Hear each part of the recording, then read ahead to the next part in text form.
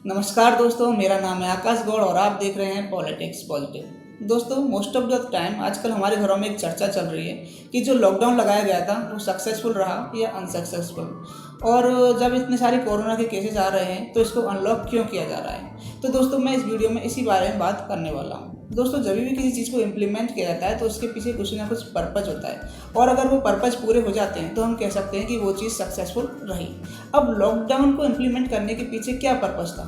First, to avoid human to human transmission. Second, preparing for the medical equipments.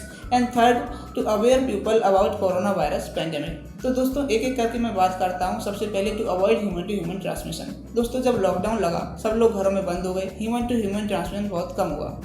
आज देश में लगभग 3 lakh corona के केसेस हैं। ऐसा किस लिए हुआ? ऐसा इसलिए हुआ क्योंकि हमारे देश ने सबसे पहले लॉकडाउन लगा दिया गया। दोस्तों, ICMR Indian council for medical research की एक इंटरनल डेटा के अनुसार अगर 25 मार्च को देश भर में लॉकडाउन नहीं लगाया गया होता तो 15 अप्रैल तक ही देश भर में कोरोना के 8 लाख केसेस हो चुके होते। 15 अप्रैल तक ही। आज 2 महीने बाद भी देश भर में सिर्फ 3 लाख केसेज हैं। इसका पीछे सबसे बड़ा रीज़न यही है कि हमने सही टाइम से लॉकडाउन लगाया और हमने ह्यूमन टू ह्यूमन ट्रांसमिशन को रोका। तो इस हिसाब से हम कह सकते हैं दोस्तों कि इसने ये पर्पज़ तो पूरा किया। दोस्तों, second, preparing for the medical equipments. Corona के लिए हेल्थ वर्कर्स होते हैं ना, उनके लिए पर्सनल प्रोटेक्टिव किट्स चाहिए होती है। अब हमारे देश में लॉकडाउन से पहले एक भी पर्सनल प्रोटेक्टिव किट नहीं बनाई जा रही थी। बहुत कम मात्रा में N95 मास्क बनाए जा रहे हैं। सारे के सारे जो हैं वो विदेशों से इंपोर्ट किए जा रहे थे। ऐसी स्थिति में हमें समय और पैसा दोनों की ज़रूरत था। लॉकडाउन लगा, हमने अपना काम शिफ्ट किया हेल्थ केयर सिस्टम पर, और आज आपको जानकर हैरानी होगी कि देश भर में 5 से 6 lakh PPE kits per day बनाए जा रहे हैं। 2 से 2.5 लाख N95 मास्क पर डे बनाए जा रहे हैं। तो इससे पता चलता है कि लॉकडाउन कितना सफल था, क्योंकि हमने इन चीज़ों में इम्प्रूवमेंट लाया। दोस्तों, PM मोदी भी, अरविंद केजरीवाल भी बार बार ये कह रहे हैं कि हमको कोरोना ने हेल्थ केयर सिस्टम पर काम करना सिखाया। ये हमारे लिए अपॉर्चुनिटी है, क्योंकि जब हम अपनी चीज़ों को इतना इम्प्रूव कर लेंगे तो हम इतनी बड़ी मात्रा में इनका डोमेस्टिक प्रोडक्शन कर रहे हैं कि हम विदेशों को भी एक्सपोर्ट कर सकते हैं और हमारे देश की इनकम को भी बढ़ा सकते हैं। तो इस हिसाब से हम कह सकते हैं कि ये पर्पज़ भी इसका पूरा हुआ।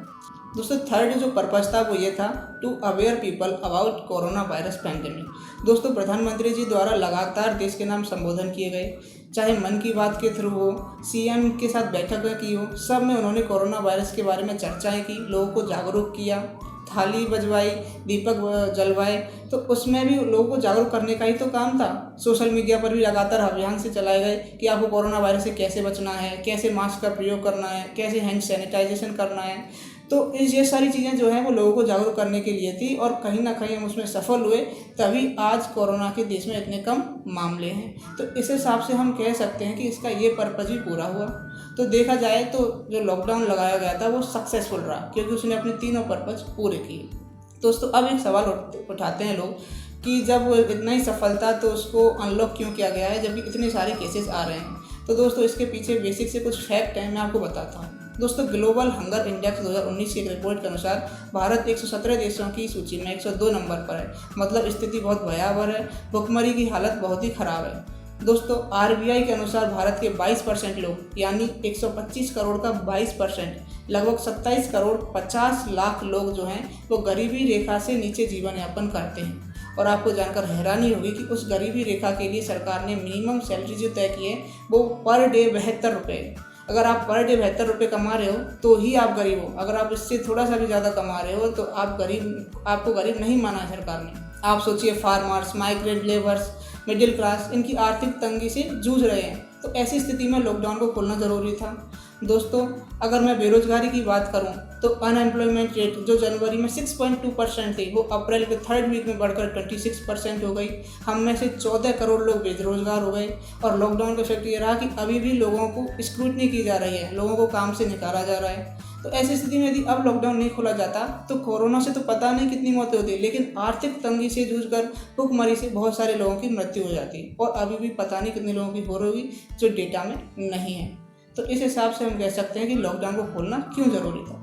तो अगर अब आपसे कोई पूछे कि जो लॉकडाउन लगाया गया वो सक्सेसफुल था या नहीं, तो आपको से ये वीडियो दिखानी है। अगर आपसे कोई कहे कि अब अनलॉक क्यों किया जा रहा है, तो भी आपको उसे ये वीडियो दिखानी है। और अगर आप कोई पूछे कि अब लॉकडाउन लग सकता है क्या, तो भी आपको उसे ये वीडियो दिखानी है। सारे सवालों के जवाब इस वीडियो में मिल जाएंगे। और अगर आपको ये मेरी वीडियो अच्छी लगी हो तो प्लीज़ इस वीडियो को लाइक कीजिएगा, मेरे चैनल को सब्सक्राइब कीजिएगा, प्रेस द बेल आइकन